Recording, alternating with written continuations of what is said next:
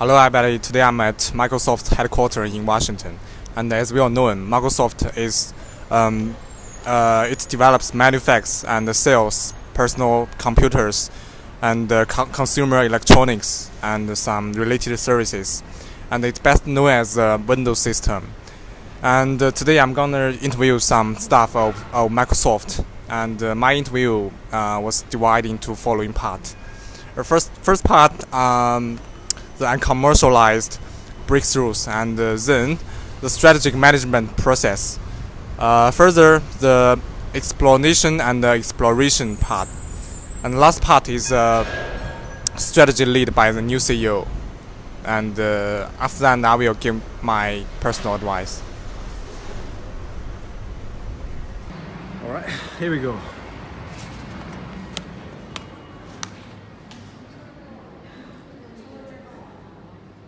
Hi, how are you? Hi, Nice to meet you. Can I just ask you a few questions? Sure. Microsoft invented some promising computing breakthroughs and often before the competitors. Can you tell me why did Microsoft fail to successfully commercialize them? I think maybe it's because of Microsoft's top-down strategy process. Once Windows became the industry standard in 1990, Microsoft's strategy was defensive. For example, any new product or extension had to strengthen the existing Windows Office franchise. If not, it would be killed. Wait. What is the defensive strategy, and how are strategy decisions made? Defensive strategies are management tools that can be used to fend off an attack from a potential competitor. Think of it as a battleground. You have to protect your share of the market in order to keep your customers happy and your profits stable. In my opinion, there are some external factors for defensive strategy. The competition is really fierce in the market, and there are many rapidly growing competitors in this industry. Some of them even grow faster than Microsoft's record, such as Google, Apple, and IBM. Also, I found some internal factors. For example, Microsoft always focused on market penetration strategy and increase market share. In the early days of Microsoft's development, it focused on finding customers, cooperation, and sales. It used market penetration strategy to seek opportunities and enhance the company's competitiveness. Compared to the product innovation, Microsoft prefers to dominate a market by gaining a large market share, so it adopts a market penetration strategy. This strategy has also influenced Microsoft's strategy for product innovation. In fact, Microsoft was engaged in an emerging industry at that time, and I think Microsoft took advantage of some big companies such as IBM, Apple to make some key product development for their products. In this way, Microsoft increased the market share of existing system services in the existing market, expand sales, and scale. So as a result, Microsoft sometimes made some innovative new products earlier than its competitors. However, these products could affect Windows sales, so these new products were internally rejected by Microsoft itself. Okay, thank you. Can I ask you a few questions? Could you briefly tell me the strategy management process from 2000 to 2014? Okay. Well, in 2000, the Microsoft shut down the project of the online search technology, while it launched its own search engine in 2009, but which failed. And in the same year, the Microsoft has developed the NetDocs and the car software, which were shut down by the bomber in later few years. And in 2006, we introduced our own the digital music player, the Zoom, which also flopped. And in 2010, we successfully developed the Xbox gaming, and which discontinued later. Well, in 2014, we changed the CEO. All right. Yeah. So, another question. So, what are the top-down strategies work? The top-down strategy can spawn many positive business impacts, which unique aspects of the management, including creating clear line of authority and the standardizing products and services, and facilitating the quality control and streamlining tasks and achieving the goals quickly. That's all. So, can you tell me the strengths and the weaknesses of this approach? Top-down approach? As for the strengths, it can decrease the risk and strong management and organize well and minimize the cost. And for the weakness, we can limit the creativity and dictatorial and slow the response to challenges. I see. Yeah. Thank you. No worries. Hi. Hi. Can I ask you a few questions? Yeah. So, why balance exploration and exploitation is so difficult? First, I want to introduce two concepts for you. The first one is exploitation requires us to do what we are doing. It's the origin of efficiency and the productivity. And the second one is the exploration, which allows us to get away from what we are doing now to explore a new horizon, and it's the origin of innovation. Yeah. So in the business area, it's very difficult for CEO to balance these two functions.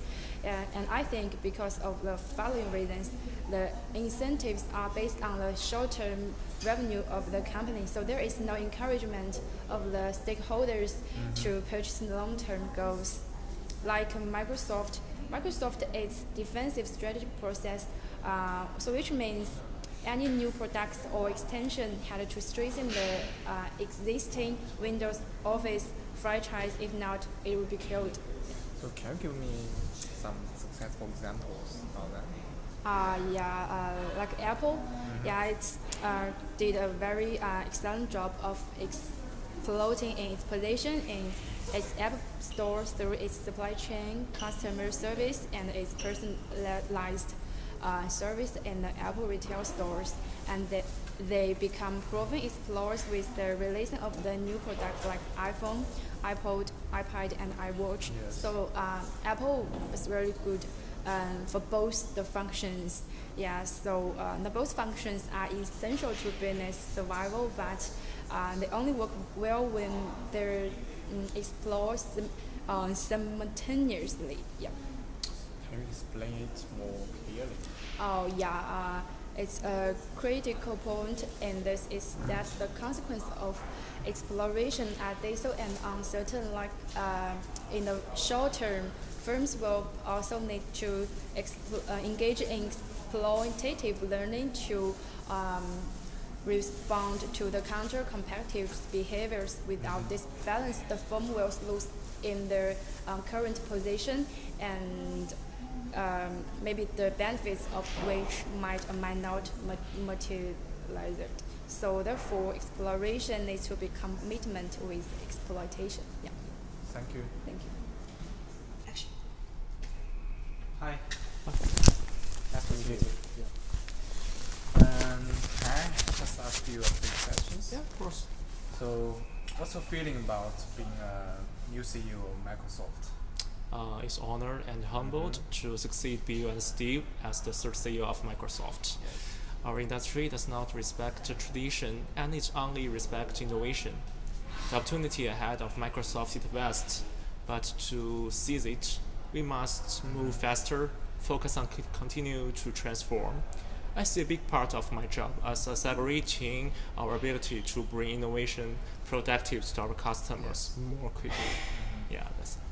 So, do you think your past experience will help your work in the future? I was born in Hyderabad in India. I played critics and as a competitor. Yeah. So, do you think your past experience will help your work in the future? Okay, I was born in Hyderabad in India. I played cricket and as a competitor in my school team. I think playing cricket taught me more about working in teams and how to understand and study leadership skills. That is very meaningful for my future career. And I always want to build new things. When I was in university, I still knew I want to pay attention to the computer science. Although I already got the bachelor degree in electronic engineering, I want to learn more things I'm interested in. It was a great way to me to go discover what turned out to become a passion, and it's important to myself and to my company, to the whole Microsoft. It's good to our development. Yeah. So what do you think of your personal characteristics as a leader? Yeah. I think if I want to say I'm a leader, I prefer to call I'm a learner. I can and I love learning some new knowledge, ideas, and skills from different people, from different areas, and from doing things differently. If I stop learning new things, I will stop doing great and useful things. Just the crazy ambitions in the 15 minutes every morning. I'm trying to listen to a neuroscience class or something.